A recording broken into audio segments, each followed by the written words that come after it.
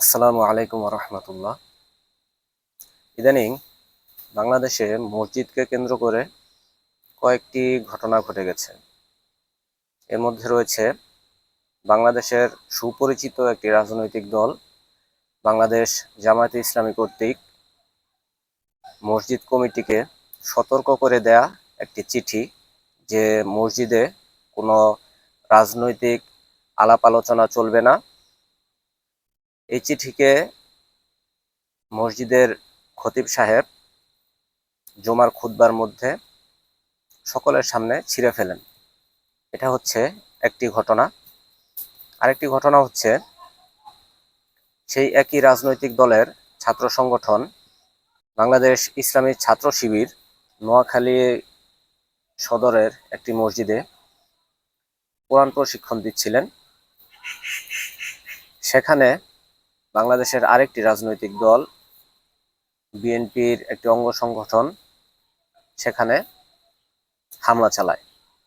আমরা দ্বিতীয় ঘটনার একটি নিউজ আমরা এখন দেখব এবং তার উপর আমরা কিছু কথা বলবো। আসুন আমরা ভিডিওটা দেখি।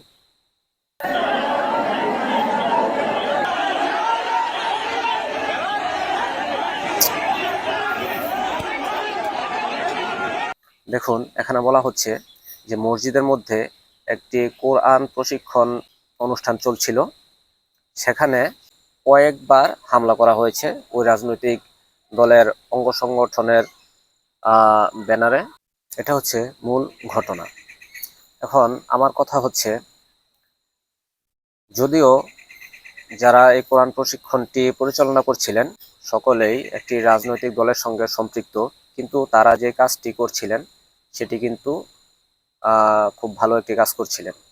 এই ধরনের একটি কাজের মধ্যে এভাবে হামলা করাটা, এটা বাংলাদেশের মানুষ কোন দৃষ্টিকোণ থেকে দেখছে সেটা নিশ্চয়ই এখন ওনারা বুঝতে পারছেন। ওনাদের মতো এত বড় একটা রাজনৈতিক দল যে এই ধরনের কর্মকাণ্ড করবে, যেখানে বাংলাদেশের 90% মানুষই মুসলমান, তাদের মধ্যে তো সাধারণ মানুষের কি রকম একটা ধারণা হবে তাদের প্রতি। আরে ভাই, আপনারা এগুলো করতে পারেন না, ঠিক আছে, মানুষ ভালো একটা কিছু করছে, আপনারা সেটাকে সাধুবাদ না জানান, এটাও ঠিক আছে, কিন্তু তাদের কর্মের মধ্যে কেন আপনারা বাধা দিচ্ছেন? আপনারা কিছু করে দেখান। আপনাদের উপর তো মানুষের অনেক আশা ভরসা, তাই না? আপনারা হচ্ছেন বাংলাদেশের সবচেয়ে বড় রাজনৈতিক দল এবং আপনাদের উপর মানুষ অনেক আস্থা রেখেছে। এখনো পর্যন্ত মানুষের আস্থা আপনাদের উপর আছে। সেইটা বিবেচনা করে আপনারা ভবিষ্যৎ কর্মপন্থা নির্ধারণ করুন। অন্য মানুষ ভালো করলে ওটাকে ভালো বলতে শিখুন। আর আরেকটা ব্যাপার হচ্ছে যে জামাত কর্তৃক মসজিদ কমিটিকে সতর্ক করে চিঠি দেয়া। আচ্ছা, এই ধরনের কর্মকাণ্ড ঘটতো গত বছরের 5 আগস্টের পূর্বে, যে মসজিদে কি ধরনের বক্তব্য হবে বা হবে না এটা নির্ধারণ করে দিত মসজিদ কমিটি তথা আওয়ামী লীগ। 5 তারিখের পরে এই ধরনের ঘটনা বাংলাদেশে, এটা কিন্তু কাঙ্ক্ষিত নয়। আপনাদেরকে বাংলাদেশের অনেক মানুষ অনেক পছন্দ করে। আপনাদের থেকে এই ধরনের কোনো আচার ব্যবহার বাংলাদেশের কিন্তু মুসলিমরা এটা সহজভাবে কিন্তু নেয় না। আচ্ছা, ওনারা আপনাদের সমালোচনা করছে, ঠিক আছে, যে কোনো একটা বিষয় আপনাদের সমালোচনা করেছে, ঠিক আছে, এই পর্যন্ত আমি আপনাদের ব্যাপারে এরকম কোনো আমি দেখিনি যে আপনাদেরকে মানুষ আহ সমালোচনা করেছে, আপনারা সেটার প্রতিবাদ করেছেন বা জবাব দিয়েছেন। আপনারা কিন্তু এতদিন পর্যন্ত এটাকে সাদরে গ্রহণ করেছেন, আপনাদের দলের আপাদমস্তক সবাই। কিন্তু এখন এইটা কি একটা এইরকম ঘটনা ঘটলো যে মসজিদের মধ্যে এই ধরনের সতর্কীকরণ চিঠি দিতে হবে, এটা কিন্তু আপনাদের কাছ থেকে বাংলাদেশের মানুষ আশা করে না।